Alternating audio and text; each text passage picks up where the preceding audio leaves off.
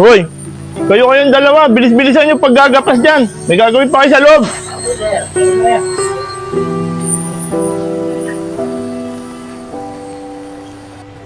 O Kosa, lalaya ka na pala? Oo, Kosa. Nalaya na ako ngayon. Sige Kosa, ingat ka ha. Oo, Kosa. Sige na mga Kosa. Oh. Kaya nga na ba? Nasaan ang release paper mo? Support chip. Oh, hawakan mo. Murong ka ron. Oh, ilabas na. Kosa. Oh, huwag ka na babalik dito ha. Opo sir, maraming salamat po.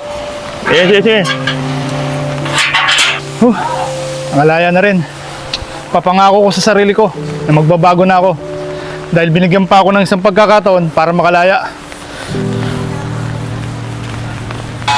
Ito nang simula ng pagbabagong buhay ko.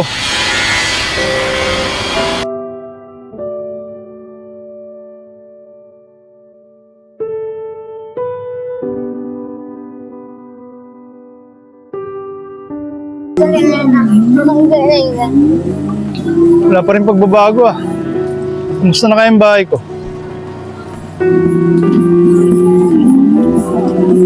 JC! Ano ba? Naglalaro ako eh. Si Kuya Gil, nakalaya na pala. Oo nga, no. Ako, sabi ng nanay ko, samang tao daw yan si Kuya Gil. Makasakit yung katay ko ah. Parang Ryan kasi, lagi nagyaya mag-inom. Makapag malunggating na nga lang. Alam ko dito may malunggay dito eh.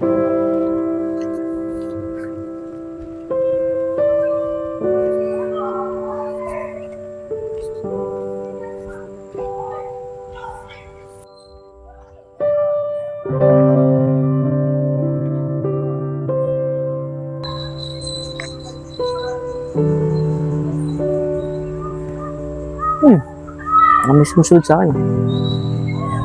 Baka guni-guni ko lang. Bahala na.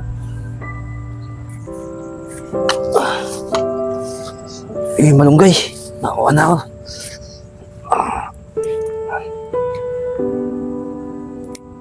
Ayos na to. Marami na malunggay to. Sino ba? Ikaw na! Bakit mo ginawa sa akin to? Sino ba? Hindi mo alam.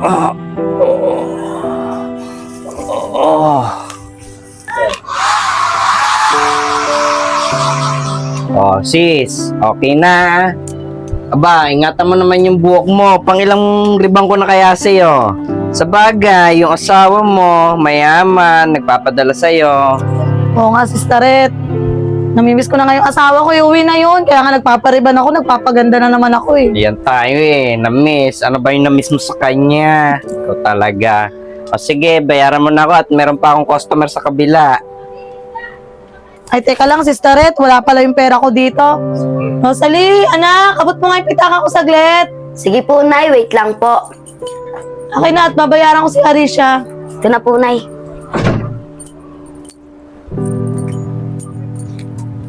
Oh, Arisha, bayad ko. Paldo ka na naman yan. Huwag mo nang suklihan. Ay, salamat sis. Ang bait mo talaga. Sige na sis, dito na ako ha. Oh, sige na, nasusunod ulit ha. Thank you. Rosalie, tara dito. May sasabihin ako sa'yo. Nay, pwede po ba akong lumabas? Meron lang po kasi sa akin sasabihin si Kylie. O sige anak, bago magtanghalian, bumalik ka ha. Apo, Nay. O sige na sis. Sara mo na lang yung gate ha. Dito na ako. Sige sis. Tara, Kylie.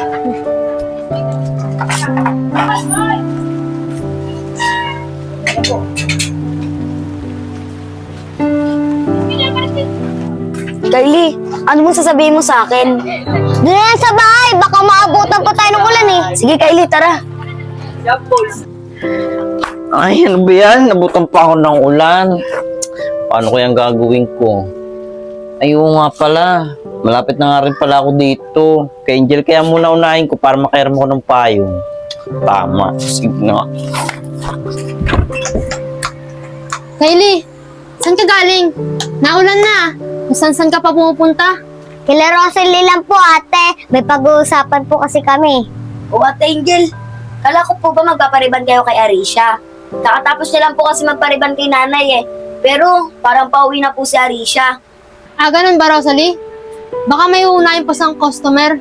Siguro, hihintayin ko na lang. Angel! Oh, andyan ka pala, Risha. Akala ko, nakalimutan mo na ako.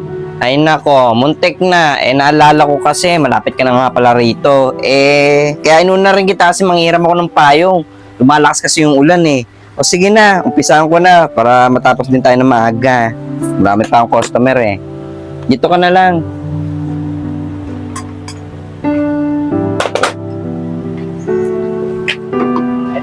Kylie, ano ba sasabihin mo sa akin? Sabihin mo na, ngayon na. Sige, Rosalie, sasabihin ko na. Alam mo ba, Rosalie, meron na naman krimen dito sa lugar natin. Talaga, Kylie? Oo, Rosalie, totoo yung sinasabi ko. Si Kuya Ruel nga ay wala na. Kasi binawian na siya ng buhay. May gumawa sa kanyang di maganda. Wawa naman si Kuya Ruel, no, Kylie? Sino kaya gumawa sa kanya? Hoy, tigilan nyo yung pinagsisisan ninyo. Kabata nyo pa. Mga kismosa na kayo. Tama ate, ang babata nyo pa, makikismosa na kayo. Kung nag-aaral na lang kayo, di may mapapala pa sa inyo. Kayo talaga mga bata. Ikaw, Rosalie, layo-layo ng pinanggagalingan mo, makikipag-ismisa ka lang dito. Opo, ate. Paano, Kylie? Sa susunod na lang natin pag-usapan yan. Pagkasama na natin si May. Mapakaalaman ako, hapon na. Mga manok, andito na ako. Papakain ko na kayo.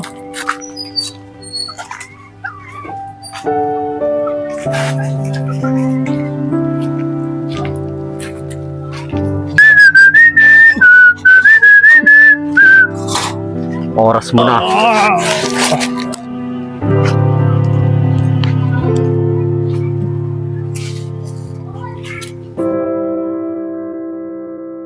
Grabe na yung lugar natin, no? Dami ng krimen na nangyayari. Una, si Kuya Ruel. Ngayon, si Kuya Lando. Kaya ako, di na ako pinapalabas ni nanay pagkagabi. Huwag kayo maingay, ha? Alam niyo ba, yung simula na dumating dito si Kuya Jill, lagi na lang may nangyayari sa ating krimen sa lugar natin. Mami, muna nakalaya si Kuya Jill at dumating sa lugar natin. Parang ang dami na nangyayari sa lugar natin na krimen. Oo nga eh. Di kaya siya yun?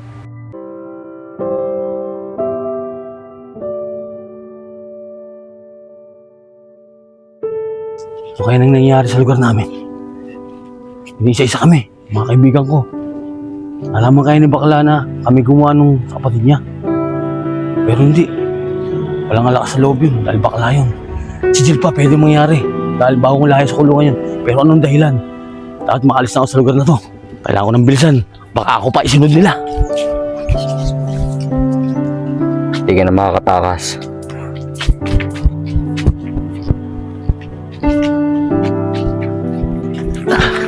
Ko, kailan nagmamadali? Sa ako ang maihi.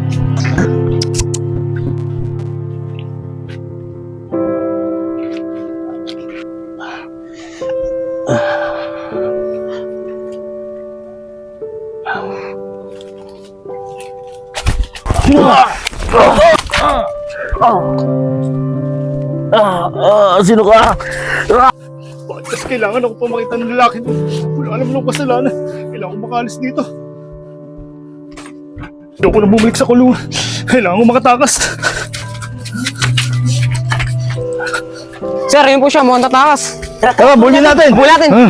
Hoy, tumigil ka! Uy, tigil, tumigil ka. Hoy, ano yun?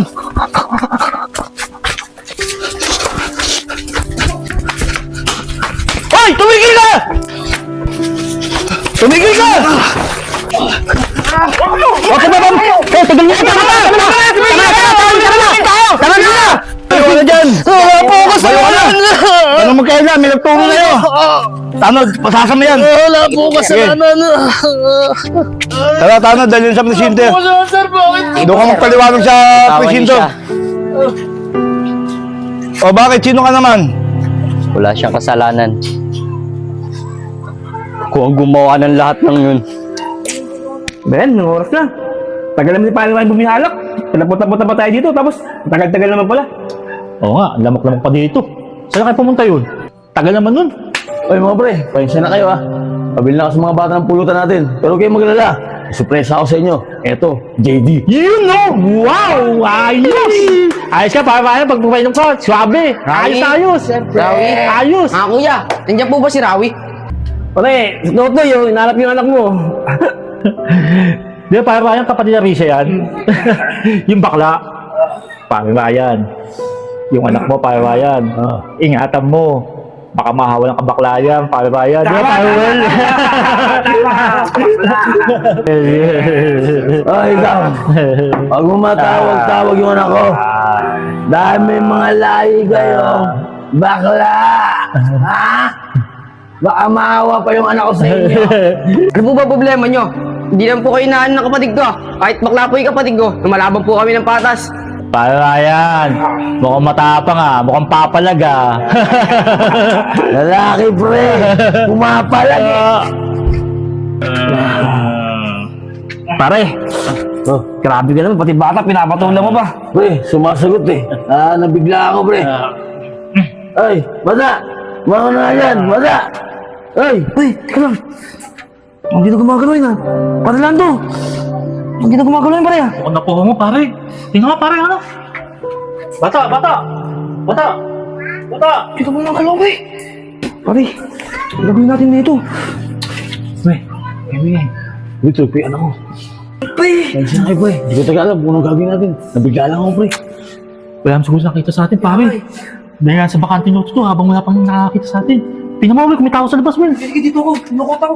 Buhatin natin to. Ang binili sa akin na cellphone ng mama ko. Sobrang linaw. Ganda talaga. Tama niya yung lalim na yan. Hindi na siguro makangamo yan, pare. Saka na, habang wala pang tao. Tara, pre, bago na natin. Ay, makakita pa sa atin. Di buhatin niyo, pre. Natin para masabi natin sa kapatid ng biktima na nakita natin yung kapatid niya. O, tara, bilisan natin, tara. Tara na po. Tara. Po sir, bilisan na po natin. Apo. Ay, sir. Kayo po pala. Sir, ano po? Meron na po bang balita sa kapatid ko? Nakita niyo na po ba siya? Opo sir, nakita na po namin. Sir, kayo na po magpaliwanag. Sir, huwag po kayo mabibigla. Lakasan niyo po ang loob niyo. Yung kapatid niyo, natagpuan na namin nang wala ng buhay. Doon sa may bakanting lote. Oo nga po sir. Ano po? Hindi mo totoo yan. Buhay pa po yung kapatid ko. Gusto ko makita yung kapatid ko. Sige po, sir. Kasama na lang namin kayo. Di ka po. Hindi ito yan.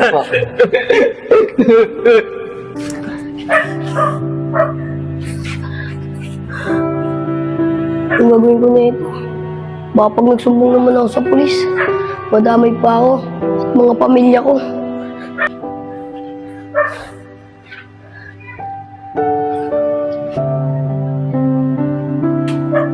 Ano kaya ang gagawin ko?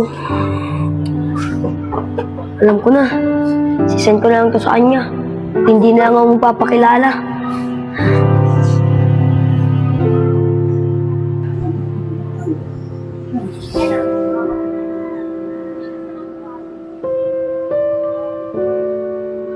Hanggang ngayon, hindi pa rin nabibigyan ng hustisya yung pagkawala ng kapatid.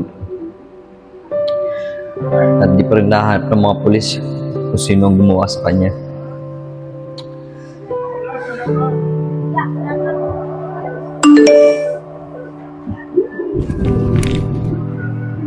Sino kaya ito? Ba't walang pangalan?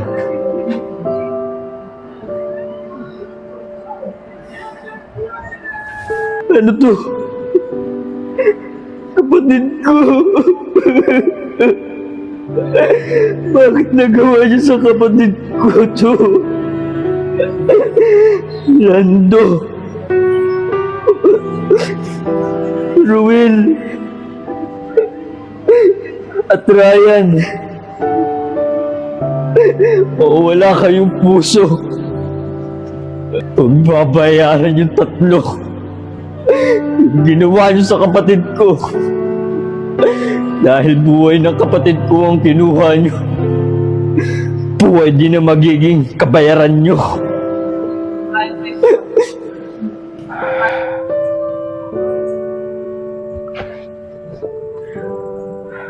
Susunod na kita, Lando.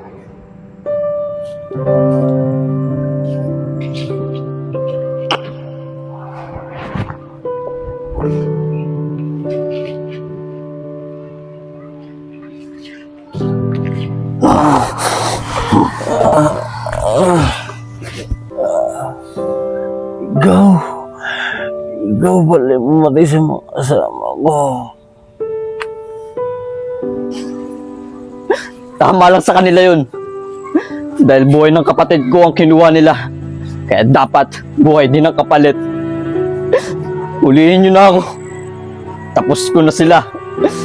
Napagbayaran nila lahat ng ginawa nila sa kapatid ko. Susuko na ako. Kanay kamay mo. Tanod, pakidampot mo yung ebidensya. Sige po, sir. Ayan, dadalhin din natin sa presinto. Imbestigahan pa yan. Halika, sumama na kayo. Pre, padala na rin yung baga. Dalhin na lahat yan. Pagbabayaran mo yung ginawa mo.